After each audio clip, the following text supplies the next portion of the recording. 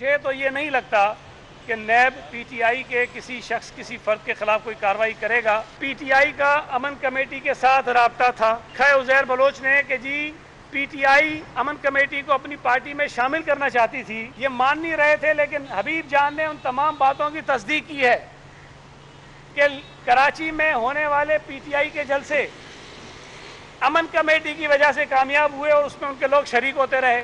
इमरान खान और डॉक्टर जुल्फ़िकार मिर्जा की बात हुई सन 2011 में और वहां पर ये सारी चीजें तय हुई कि अमन कमेटी पीटीआई को सपोर्ट करेगी। अली जैदी साहब कमेंट्स में लिखते हैं कि इनके खिलाफ जितने मुकदमात हैं वो पॉलिटिकली मोटिवेटेड हैं। सईद गनी कहते हैं कि सदर गवर्नर सिंध और अली जैदी अमन कमेटी को पीटीआई में शामिल करने की कोशिशें करते रहे। हबीब जान और इमरान खान की 2011 में फोन पर बात हुई। हबीब जान ने तस्दीक की कि पीटीआई के जलसे अमन कमेटी की वजह से कामयाब हुए। 2014 में अली जैदी ने कहा कि अमन कमेटी के खिलाफ मुकदमात सियासी बुनियादों पर बनाए गए। सूबाई वजीर ने कहा कि खदशा है हलीम आदिल शेख को नैब से क्लीन चिट मिल जाएगी।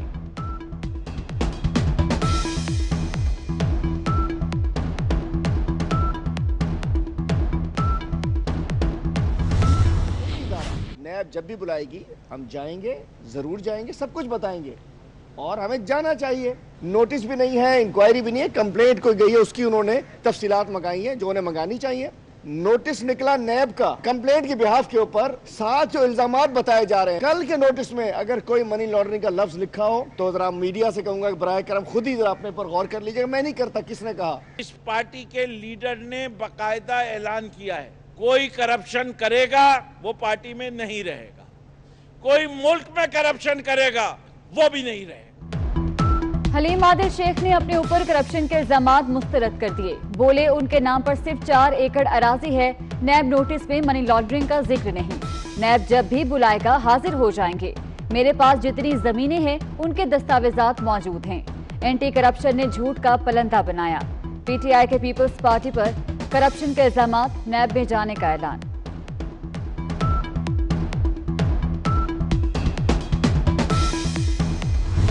आज एक प्रेस कॉन्फ्रेंस हुई जिसमें जो ये नैब की तरफ से कोई नोटिस और कोई कार्रवाई हुई है हलीम आदिल शेख साहब की तरफ, और उस पर आकर उन्होंने बहुत कुछ कहा है।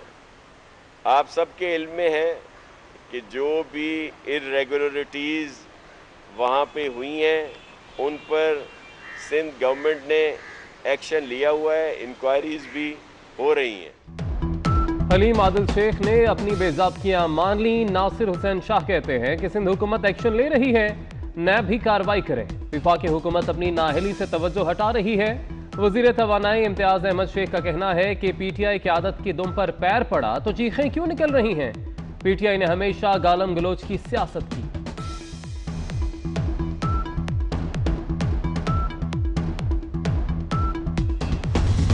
हुकूमती दावे बेकार। कराची में लोड शेडिंग का जिन बेकाबू।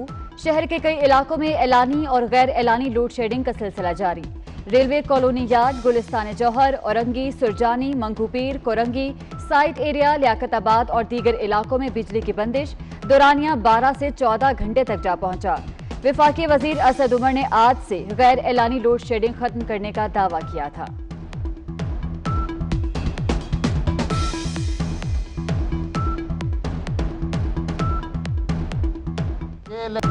ईद कुर्बान करीब आते ही महंगाई का तूफान। सब्जियों और सब्ज मसालाजात की नरखों में होशरुबा इजाफा।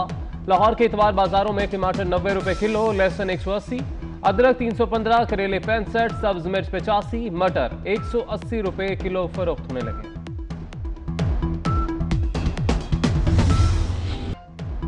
लाहौर में काली घटाओं के साथ रिमझिम, मौसम सुहाना हो गया। इस्लामाबाद में बूंदाबांदी। पेशावर, मानसहरा, हंगू, शांगला, तख्तभाई, खैबर, नारान, कागान में बादल जमकर बरसे। नशेबी इलाके ज़ेरे-आब। कराची में मतला अबर आलूद, रात में बूंदाबांदी की पेशगोई। पंजाब, खैबर पख्तूनख्वा, मशरकी बलूचिस्तान, इस्लामाबाद में मजीद बारिश का इम्कान है।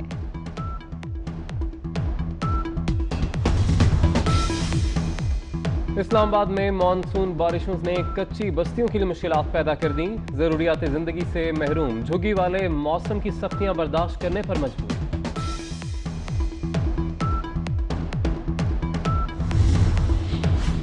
हुकूमत ने मुल्क में तामीराती कामों के लिए नेशनल कंस्ट्रक्शन कंपनी बना दी। वज़ीर इत्तलात शिबली फराज कहते हैं प्रॉपर्टी में सरमायाकारी की सहूलत 31 दिसंबर तक होगी। इसके बाद आलमी पाबंदियां लग जाएंगी।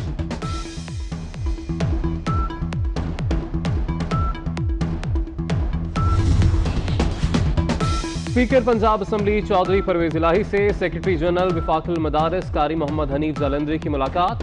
इस्लाम दुश्मन अनासिर के खिलाफ मिलकर लाए अमल मुरतब करने पर इत्तफाक।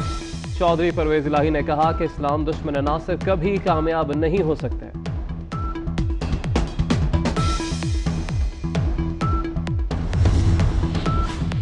मौलाना फजलुर रहमान की कराची में इदारा नूरुल हक आमद। साबिक अमीर जमात इस्लामी मुनव्वर हसन की वफात पर उनके बेटे तलहा मुनव्वर हाफिज नईम से इजहार ताज़ियत।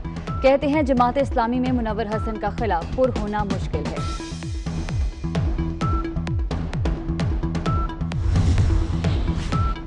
वज़ीर ख़ारजा शाह महमूद कुरैशी ने कोरोना को शिकस्त दे दी। टेस्ट मनफी आने पर अस्पताल से घर मुंतकिल। दूसरी विफाकी वज़ीर हाउसिंग तारिक बशीर चीमा का कोरोना टेस्ट मस्बत आ गया। पिम्स अस्पताल के आइसोलेशन वार्ड में मुंतकिल। कोरोना का इलाज डॉक्टर्स को भी मालूम नहीं। वैक्सीन के आने तक वायरस पर काबू पाना मुमकिन नहीं। कोरोना का फैलाव कम किया जा सकता है। वज़ीर आला सिंध मुराद अली शाह की मीडिया से गुफ्तगू। कहते हैं सिंध बाकी सूबों से ज्यादा टेस्ट कर रहा है। अस्पतालों में सहूलियात बढ़ा दी गई हैं।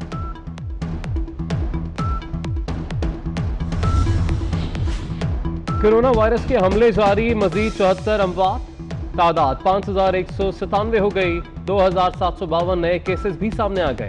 मरीजों की मजमूई तादाद 2,48,872 तक जा पहुंची। सेहतयाब होने वाले मरीजों की तादाद 1,56,700 हो गई। दुनिया भर में कोरोना की वैक्सीन की तैयारी का अमल जारी। ऑक्सफोर्ड यूनिवर्सिटी के माहिरीन वैक्सीन की तैयारी में सबसे आगे।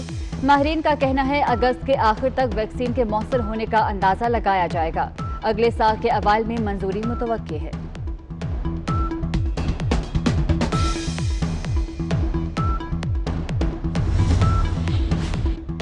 बच्चन फैमिली कोरोना की जद में आ गई। अमिताभ बच्चन और अभिषेक बच्चन टेस्ट मस्बत आने पर अस्पताल मुंतकिल। ऐश्वर्या राय और बेटी राधिया बच्चन में भी कोरोना वायरस की तस्दीक। स्टाफ के भी टेस्ट किए गए। आखिरकार ट्रंप ने मास्क पहन लिया। अमेरिकी सदर का वाशिंगटन के करीब अस्पताल का दौरा। ट्रंप ने कोरोना वायरस आने के बाद पहली बार मास्क पहना। अमेरिकी सदर इससे कबल मास्क पहनना जरूरी नहीं समझते थे।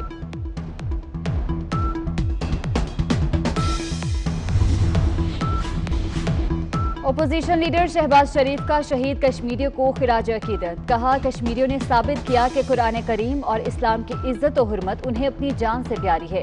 मुसलमानों ने साबित किया कि उन्हें शिकस्त नहीं दी जा सकती।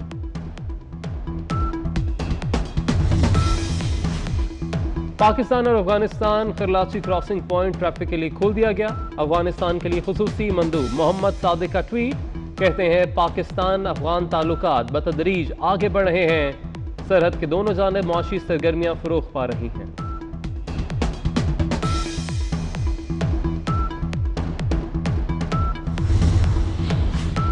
पाकिस्तानी निजात captain Adeel Rana New York police में प्रेसिडेंट कमांडर तैनात। अदील राना प्रेसिडेंट कमांडर तैनात होने वाले पहले पाकिस्तानी निजात हैं।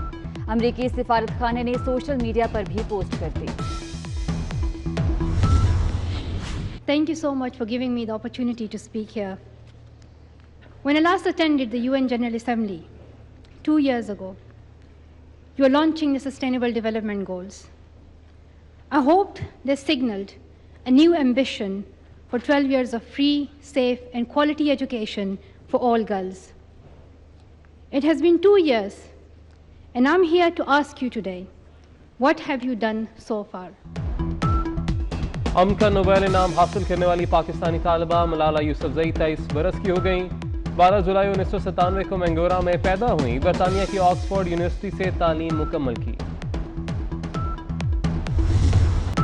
ईद कुर्बान करीब आते ही महंगाई का तूफान। सब्जियों और सब्ज मसालाजात की नरखों में होशरुबा इजाफा।